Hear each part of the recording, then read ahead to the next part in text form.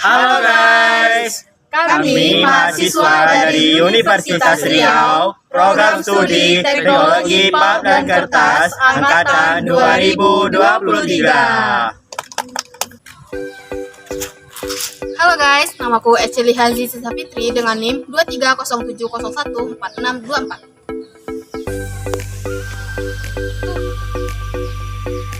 Namaku Elisa Rosalina Marpaung dengan NIM 2307012136. Namaku Hezra Fitra Ananda Tanjung dengan NIM 2307014400. Namaku Muhammad Farhan Mahfuzi dengan NIM 2307012172. Namaku Siska Finasi Putri dengan NIM 2307026358. Universitas Riau yang biasa disangka UNRI adalah sebuah perguruan tinggi negeri di Pekanbaru, Riau, Indonesia. UNRI berdiri pada tanggal 1 Oktober 1962 yang dipimpin oleh Profesor Dr. Haja Sri Indarti, SE MSI, selaku rektor. Universitas Riau merupakan universitas terluas kedua di Indonesia.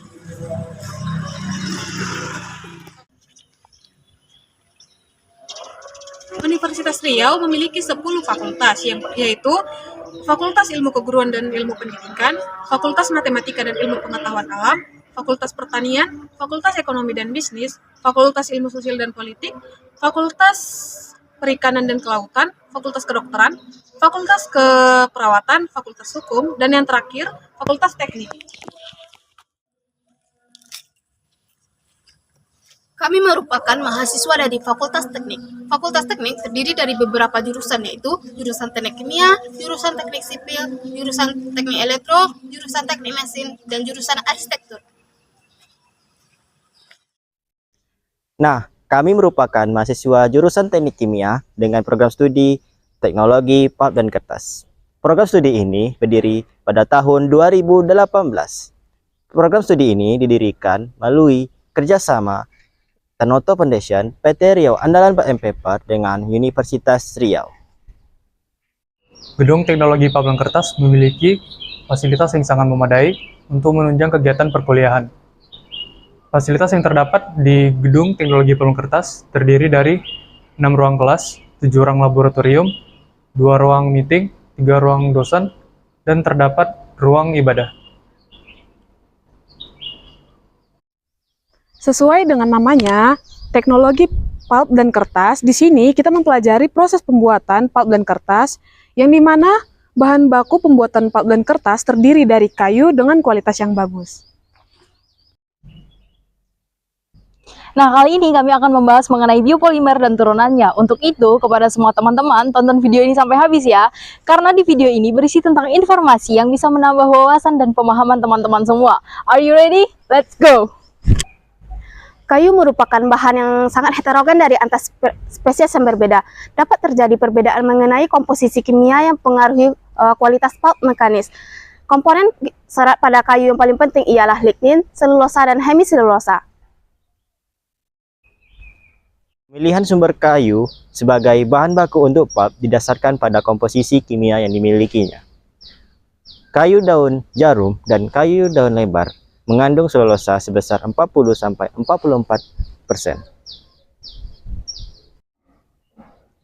Beberapa tanaman pertanian memiliki kandungan selulosa yang sama atau bahkan melebihi kandungan selulosa di dalam kayu. Kelapa sawit mengandung 49,8% selulosa alfa, sedangkan kenaf, rumput ilalang, dan kapas memiliki kandungan lebih dari 40% selulosa. Beberapa komposisi kimia non-kayu, kandungan selulosa pada jerami paling rendah dibandingkan dengan bambu dan batang pisang. Ketiga jenis bahan baku non-kayu ini telah diuji coba potensinya sebagai bahan baku dissolving pulp. Kayu dengan kadar ekstraktif yang rendah lebih disukai karena kadar ekstraktif kayu mempengaruhi produk pulp dan meningkatkan bahan kimia pemasak untuk menghilangkan kadar ekstraktif tersebut.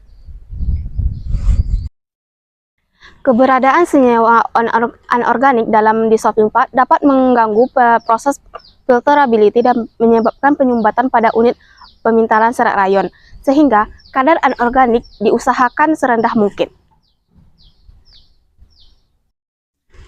Ekstraktif dapat menyebabkan masalah dalam proses rayon viskosa, seperti pengendapan viskosa, penyumbatan pada pemintal, dan penguningan pada benang. Sehingga diharapkan kandungannya sangat rendah di dalam dissolving pulp. Zilan merupakan komponen utama hemiselulosa pada hardwood. Sekitar 30% dinding sel tumbuhan terdiri dari zilan.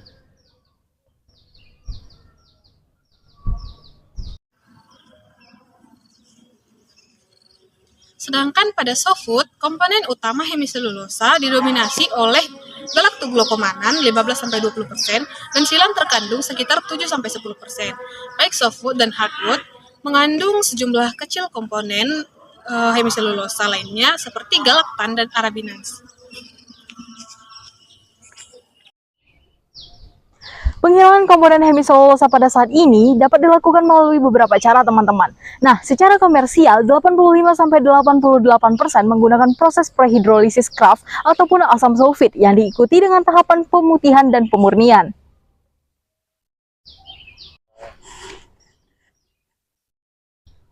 Pada awalnya, proses asam sulfat merupakan metode yang paling banyak digunakan. Sekitar 65% produksi dunia menggunakan proses ini dan 25% sisanya menggunakan proses prehidrolisis Kraft. Pada akhir tahun 2014, proses prehidrolisis Kraft menyumbang 56% produksi dissolving pulp, sementara proses asam sulfit menyumbang 42%. Nah, sekarang kita akan membahas tentang biopolimer. Kemudian, apakah itu biopolimer?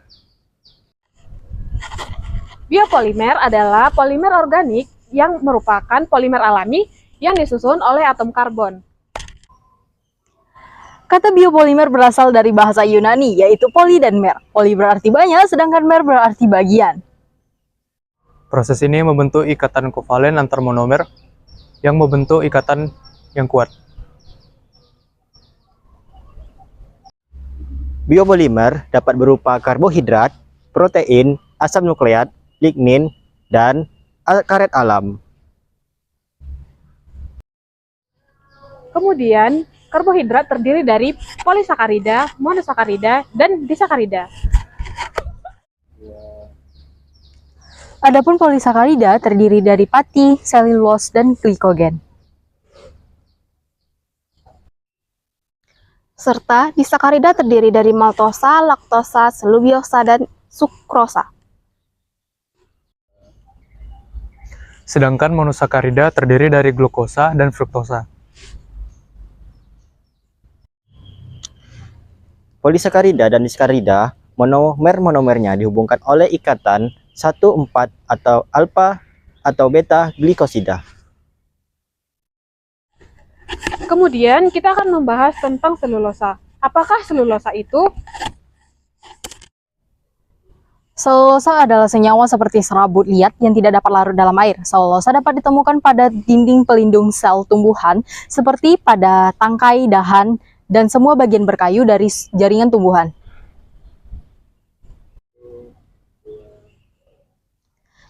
Selain itu, selulosa merupakan polimer tak bercabang yang dihubungkan oleh ikatan 1,4 beta glikosida.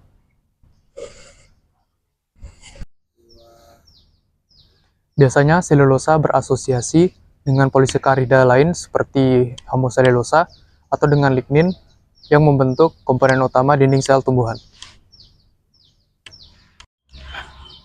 Bobot molekulnya antara 50.000 hingga 2,5 juta bergantung pada sumbernya.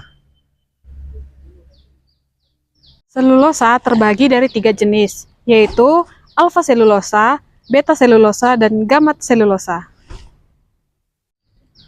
Ciri-ciri selulosa alfa yaitu tidak larut dalam NaOH 17,5%, derajat polimerisasinya 600-1500, dan dipakai sebagai penentuan tingkat kemurnian selulosa.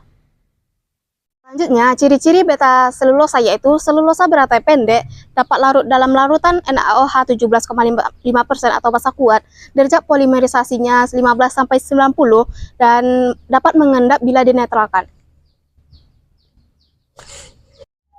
Berikutnya, ciri-ciri selulosa gamma yaitu sama dengan selulosa beta dan derajat polimerisasinya kurang dari 15. Adapun sifat-sifat dari serat selulosa, yaitu memiliki kekuatan tarik yang tinggi, mampu membentuk jaringan, tidak mudah larut dalam air, alkali dan pelarut organik, relatif tidak berwarna, dan memiliki kemampuan mengikat yang lebih kuat.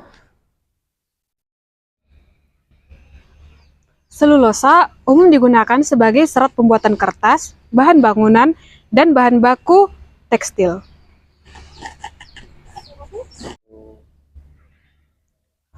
Serat atau polimer dapat diklasifikasikan menjadi dua, yaitu serat alami dan juga serat buatan. Serat alami dapat digolongkan berbagai macam-macam, yaitu serat tumbuhan dan kayu yang disebut selulosa, serat hewan yaitu rambut, sutra, dan wol, dan serat mineral yaitu asbestos. Sedangkan serat buatan dapat digolongkan menjadi rayon, asetat, dan triasetat. Nah, apa sih rayon itu? Rayon adalah serat kain yang dibuat dari hasil regenerasi serat selulosa. Serat yang dijadikan benang rayon yang berasal dari polimer organik disebut sebagai serat semisintetis. Tidak bisa digolongkan menjadi serat sintetis atau serat alami yang sesungguhnya. Dalam industri tekstil, kain rayon disebut dengan nama rayon viskos atau sutra buatan. Sesuai dengan cara pembuatan dan sifatnya, serat rayon juga dikenal sebagai rayon viskos, rayon kuproamonium, rayon high modulus, dan rayon high tenacity.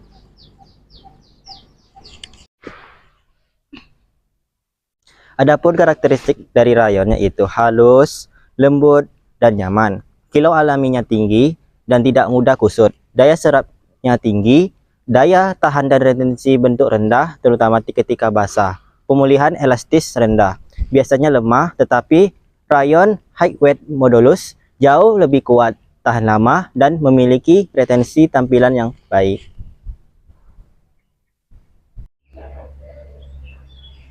Kemudian kita akan membahas tentang dissolving pulp. Apakah dissolving pulp itu? Dissolving pulp atau dissolving cellulose merupakan produk hasil proses pulping dengan proses atau perlakuan khusus sehingga memiliki kandungan alpha selulosa 95-98%, hemiselulosa 1-4% serta kandungan lignin kurang dari 0,05%.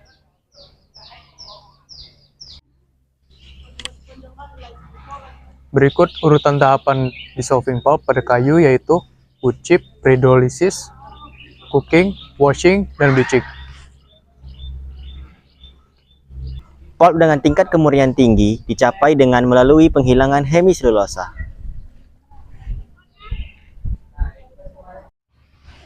Keberadaan hemiselulosa akan mengurangi proses optimal selulosa, misalnya saat proses santasi dalam pembuatan viskos rayon menyebabkan filterabilitas yang buruk dan produk akhir akan mengalami kekuatan yang rendah.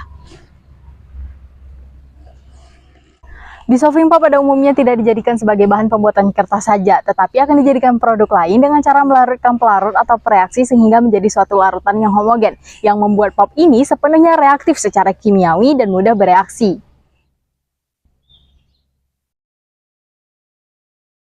Adapun metode dalam pembuatan dissolving pulp terbagi dua, yaitu metode konvensional dan metode konversi dari pulp.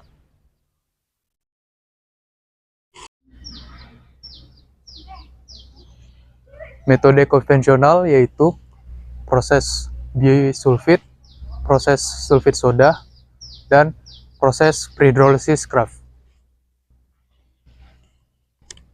Konversi dari pulp kertasnya itu konversi pulp kertas menjadi dissolving pulp melalui reduksi hemiselulosa, relatif hemat biaya dan ramah bagi industri.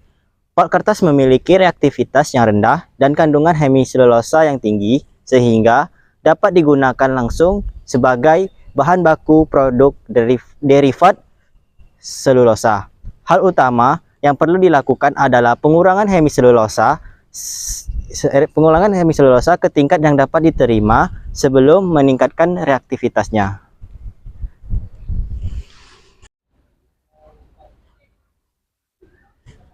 Metode pembuatan dissolving pulp menggunakan enzim dianggap sebagai salah satu cara yang paling menjanjikan karena sifat selektifnya terhadap hemiselulosa tanpa efek merugikan selulosa, tidak beracun, dan ramah lingkungan. Nah, sekarang kita akan membahas tentang serat turunan dari dissolving pulp atau regenerate cellulose. Apa sih regenerate cellulose itu? Serat turunan dissolving pulp merupakan pengolahan lebih lanjut terhadap dissolving pulp dengan proses tertentu yang menghasilkan serat turunan selulosa.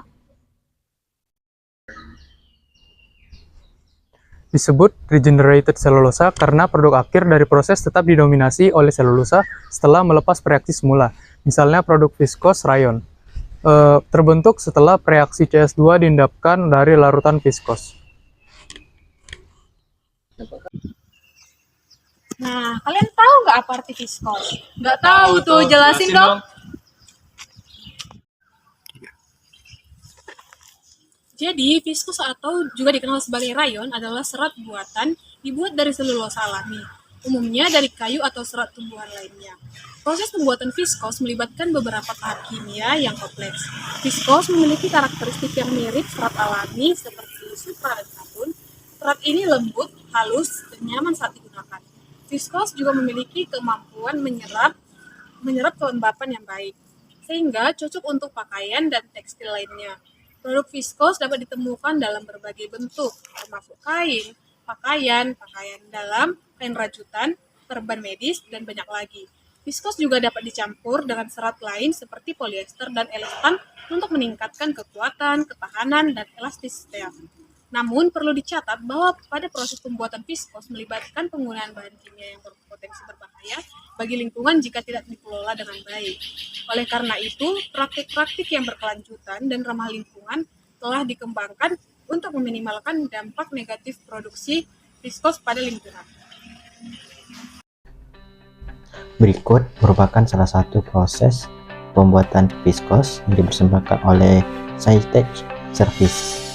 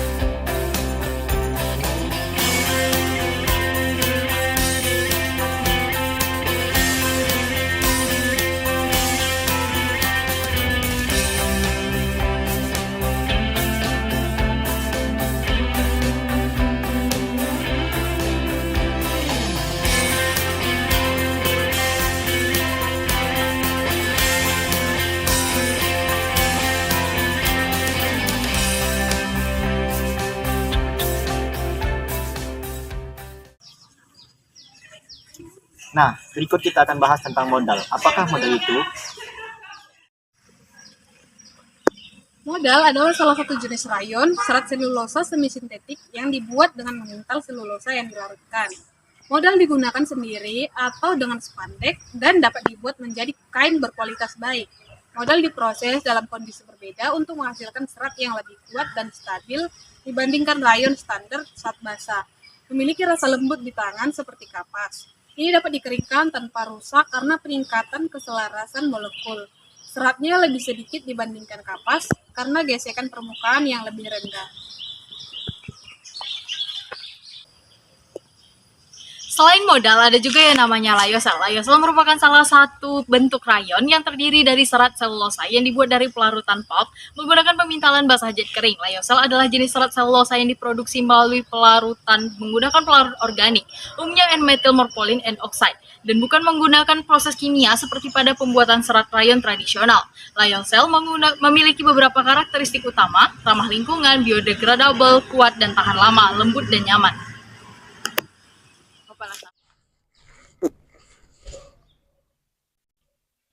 Selain lyocell, ada juga yang namanya woven dan non-woven. Woven disebut juga sebagai kain tenun adalah jenis kain yang dibuat dengan cara menenun benang. Proses menenun kain woven melibatkan penyilangan dua set benang yang saling melintang. Kain woven adalah jenis kain yang dibuat dengan cara menenun, yaitu dengan menyilangkan benang-benang secara vertikal dan horizontal pada alat tenun. Proses pembuatan kain woven melibatkan beberapa tahapan, di antaranya yaitu persiapan benang, pemasangan benang lusi, penenunan, dan finishing.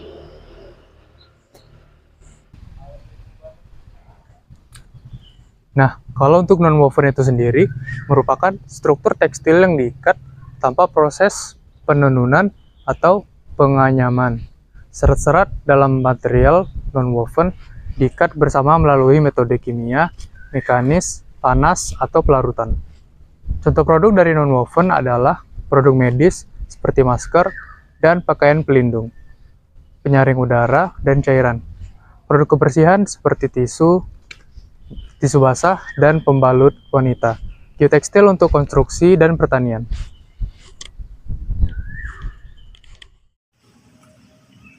Nah, pembahasan selanjutnya adalah mengenai fabric dan tisu. Untuk fabric sendiri merupakan material yang terbuat dari serat yang dianyam atau dirajut bersama. Dalam biopolimer, fabric seringkali dibuat dari serat alami atau sintetis yang biodegradable.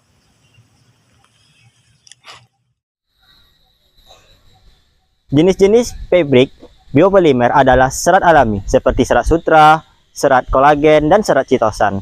Serat-serat ini sering digunakan dalam aplikasi medis karena sifat biokompatibilitasnya yang tinggi.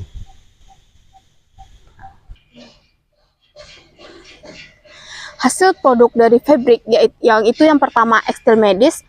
Fabric biopolimer digunakan untuk pembuatan kasa bedah, pembalut luka, dan jaring hernia. Yang kedua itu rekayasa jaringan, digunakan sebagai scaffold untuk pendukung pertumbuhan sel dan regenerasi jaringan. Yang ketiga yaitu pakaian. Pakaian yang biodegradable dan ramah lingkungan terbuat dari serat seperti PLA.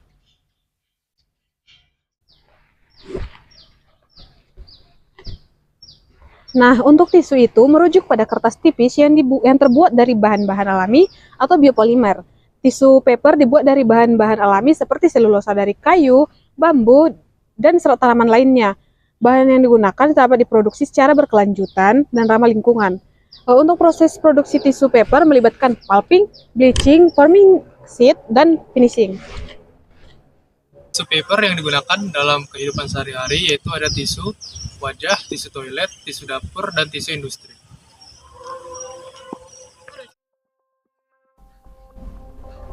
Berikut merupakan dari proses pembuatan tisu. Pertama, yaitu melewati stock preparation, kemudian melewati tisu mesin, kemudian melewati rewinder, dan yang terakhir yaitu melewati converting line.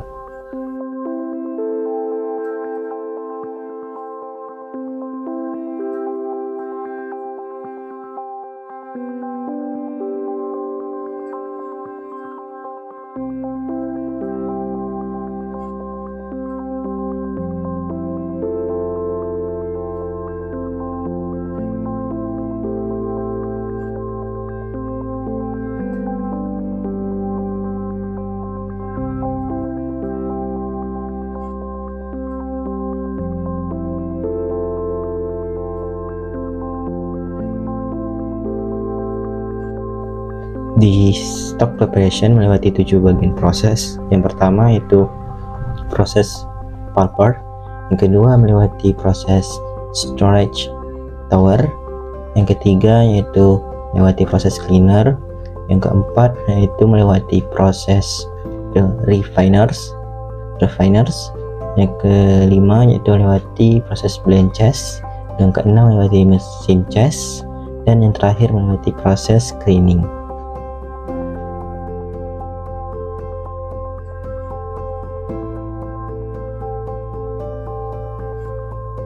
Pada proses tisu mesin melewati beberapa fase, yaitu terdiri dari 6 fase. Yang pertamanya itu melewati fase headbox, yang kedua press section, yang ketiga hood, yang keempat yaitu Yankee, yang kelima Yankee Doctor, dan yang terakhir yaitu yang keenam proses reel.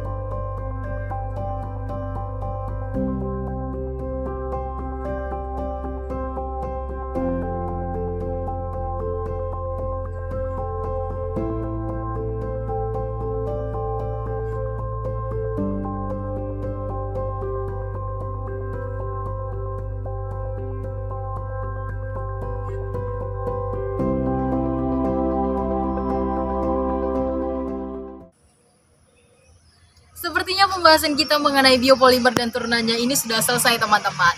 Nah, itu dia hasil dari kelompok kami. Untuk teman-teman semua, jangan pernah bosan untuk menambah wawasannya, karena kita kesini datang untuk belajar, bukan untuk berleha-leha. Sekian dari kami, kelompok 5 TPKA. Mengucapkan terima kasih, dan jika ada salah kata mohon dimaafkan, dan Sampai jumpa lagi.